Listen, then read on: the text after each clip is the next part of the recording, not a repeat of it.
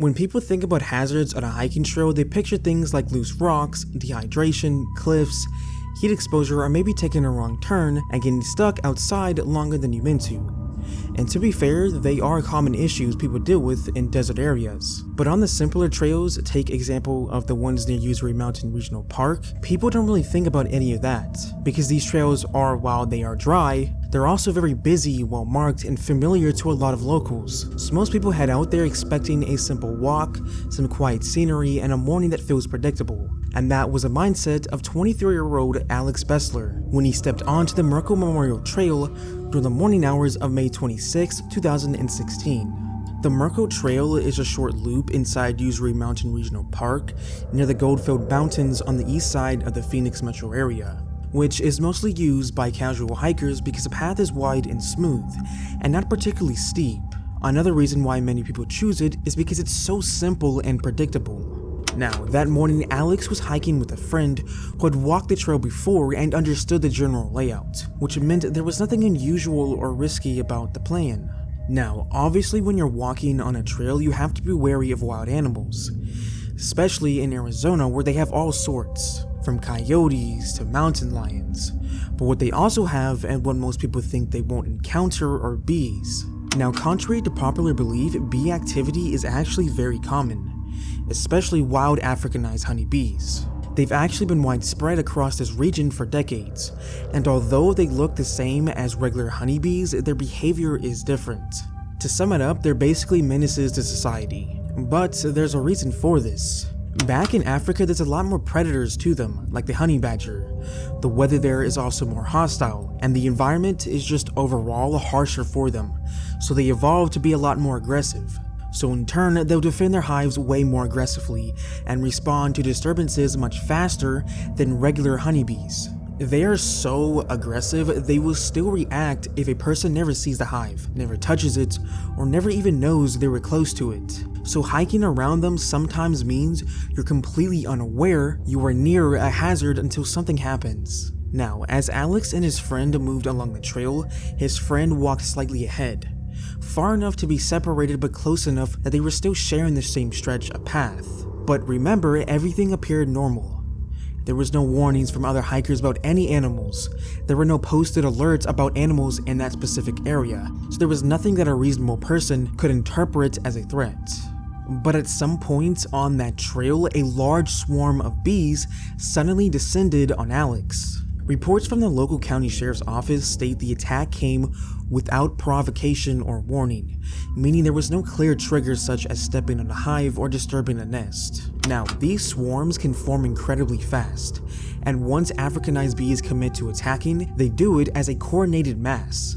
Alex's friend, who was ahead of him, saw the swarm appear and reacted by taking cover off the trail, managing to shield himself long enough for the bees to lose interest. But Alex was surrounded before he ever had that chance. Multiple witnesses and responders describe this scene as something you would never forget. When Africanized bees swarm, they don't just sting once and fly off. They latch onto any exposed skin, crawl into hair, ears, and the corners of the eyes, under clothing, and they hit over and over. People on the trail reported seeing Alex on the ground completely engulfed, almost buried under a moving blanket of bees. His face, arms, and neck were so covered that you couldn't clearly see his skin underneath. The bees formed layers over him, so when some flew off, more were underneath still stinging. See, swarm attacks by Africanized bees follow a pattern where hundreds or even thousands of stings occur in a short period. And once the bees commit to an attack, they will keep stinging until something interrupts them physically. In Alex's case, by the time anyone could even get close enough to try helping, his body had already absorbed hundreds of injections of venom. So stingers were embedded everywhere. Responders later reported they were pulling stingers out of his skin in massive clusters because the bees had left them stuck in him in huge numbers. The swollen areas were already noticeable. His face was puffed, the skin around his neck thickened, and his eyes were reportedly nearly swollen shut when help finally reached him. Emergency response crews were notified quickly, but when they arrived, they couldn't immediately reach him because the bees were still actively attacking anything that came near. Firefighters and park rangers had to wait for the swarm to thin enough so they could move safely in. This delay wasn't because responders hesitated, it was because entering a dense active swarm risks additional victims and makes rescue impossible. Even protective gear is not fully reliable when a large aggressive swarm is actively defending its space.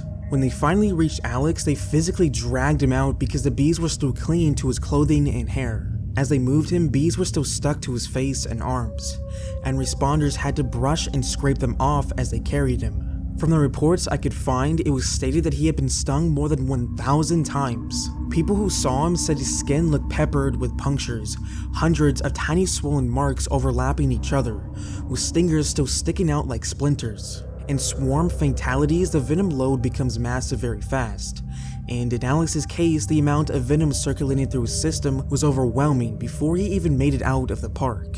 Alex was taken to the hospital, but he was pronounced dead soon after arrival. The volume of stings appears to have been the primary cause of death. With bee swarm fatalities, you usually see two possible mechanisms. The first is a severe allergic reaction, but in those cases, even a few stings can be life-threatening, and victims usually collapse quickly.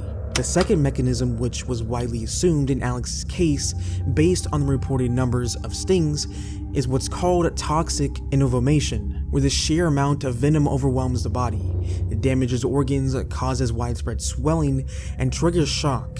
When someone absorbs that many stings, the venom saturates the bloodstream, hits the kidneys, causes massive inflammation, and makes it extremely difficult to breathe because the throat and airway begin to swell internally. You don't need to be allergic for that to happen. The venom load alone can be fatal when stings reach the hundreds or thousands, which is what happened to Alex. Now, park officials closed the Merkle Trail immediately after the attack, so they can inspect the area for hives or other hazards. They eventually found a hive nearby, but reports did not specify how close it was to the exact spot where the attack happened. But bees can defend their territory aggressively within a wide radius, sometimes a few dozen yards or more, and hikers may never even see the hive itself, especially if it's inside a rocky crevice, buried in bushes, or wedged into the base of a tree. Investigators did not report any wrongdoing or external cause. It was simply a natural hazard that escalated beyond anything a person could realistically react to.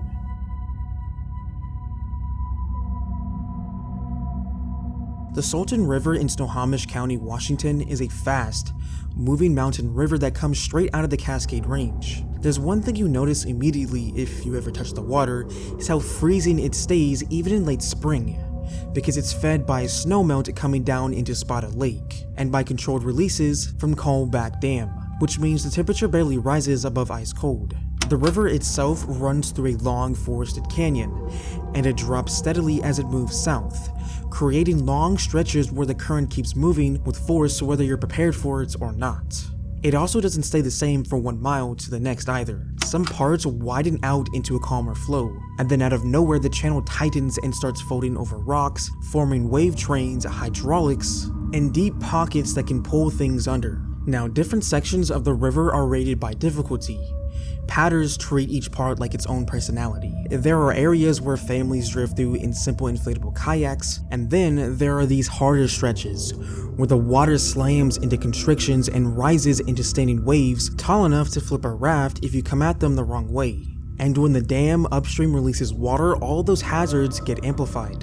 The flow rate jumps, the features grow, and even parts of the river that look mild on a normal day can turn aggressive. On these release days, the Sultan River can hit around 1,400 cubic feet per second, which is strong enough to turn certain rapids into Class 3 and Class 5 sections. One of those is a rapid not far from the bottom that paddlers call Last Nasty, a place where the water funnels between rocks, shoots upward, and then collapses into a violent churn that flips rafts in seconds if you don't line up perfectly. The riverbed under that rapid is uneven. It's a mix of smooth stone slabs and deep hidden pockets that catch rope, clothing, tree branches, and really anything that sinks into them. When a rope or a strap gets pulled underwater there, the river pins it down like a clamp. The banks around this area are steep too, so if you fall in, you don't always get a clean exit point. Now, on April 25th, 2015, 4 people launched a raft onto that stretch of the Sultan River. The water released from Kolbak Dam had already raised the flow into that 1400 range. Now, they pushed off from the area below the dam, expecting a normal afternoon ride downstream. One of the 4 rafters was 38-year-old Travis Lee Albin from Sultan. Now, this is important to note. The group wasn't outfitted with specialized whitewater gear, so they didn't have helmets, they were wearing cotton clothing, and their PFDs weren't properly fitted for this part of the river, which is a serious problem because cotton holds cold water against your body, and an ill-fitted PFD can slip off the second you get pulled sideways. They moved downstream through the early sections without issue, until they reached the narrowing area near the bottom where Last Nasty sits. At this flow, that rapid becomes a sudden hit of force. The river folds over itself and punches upward, and when the raft entered it, the boat flipped. Flips like this happen quickly. One moment the raft is climbing a wave, and the next it's upside down, with all 4 people scattered in the current. They were thrown into the freezing water and had to fight their way to shore. Fortunately, all 4 eventually dragged themselves out onto separate banks, soaking wet, breathing hard, with the cold already setting into their arms and legs. The raft, however, didn't wash downstream. Instead, it stayed stuck midstream, rocking violently in place. A stern line, a rope attached to the back of the raft, had been pulled straight down into one of those deep pockets on the riverbed and pinned there by the current. Now, once a raft pins like that, the river turns it into a trap. All the force of the water slams into the underside and pushes everything against it.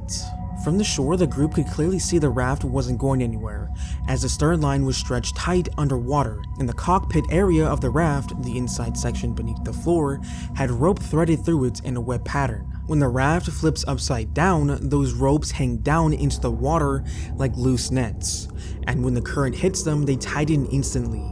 At some point, while they were regrouping on shore, Travis went back into the river. From what I can find on news outlets, they said he entered the water to reach the raft, possibly to try and free the rope holding it or to retrieve the raft itself. Now, that wouldn't have been a big problem if his PFD was secured correctly when he went in, but it wasn't. Now, if you're wondering why that matters, it's because the moment cold water and strong current hit you, anything loose gets ripped upward.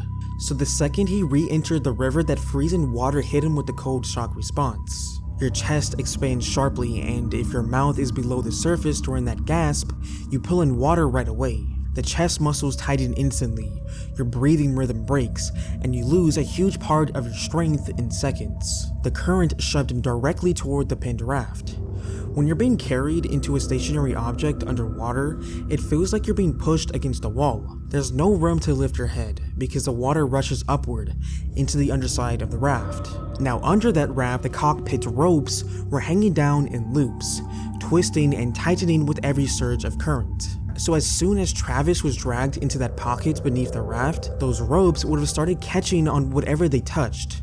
So his arms, his clothing, or the loose straps on his PFD. And once those ropes tightened, they locked him in place. The river forces your body sideways and presses you up against the underside of the raft. As I said before, you can't lift your head for air, because the water is flowing directly into your face. Every time the cold forces another reflexive gasp, water enters your nose and mouth. And some of it went down his windpipe, filling his lungs. Some of it was swallowed, filling the stomach, and at the same time, the pressure from the ropes and the raft makes it impossible for the chest to expand fully, so you can't cough anything out.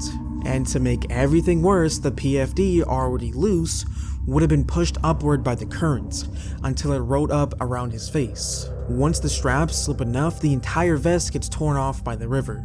That's why the PFD floated free before his body did. The shirt he was wearing tore off too. That does not happen gently. The rope scraping his arms and torso would have left deep abrasions. As they tightened under the current, they acted like moving saws, cutting and pinning at the same time. His legs and shoulders would have been pinned so firmly that he couldn't twist or push himself loose. As more water filled his airway, his oxygen levels would have crashed fast. Hypoxia sets in within seconds when the lungs are full. Vision tunnels, sounds fade out, and the brain starts shutting down.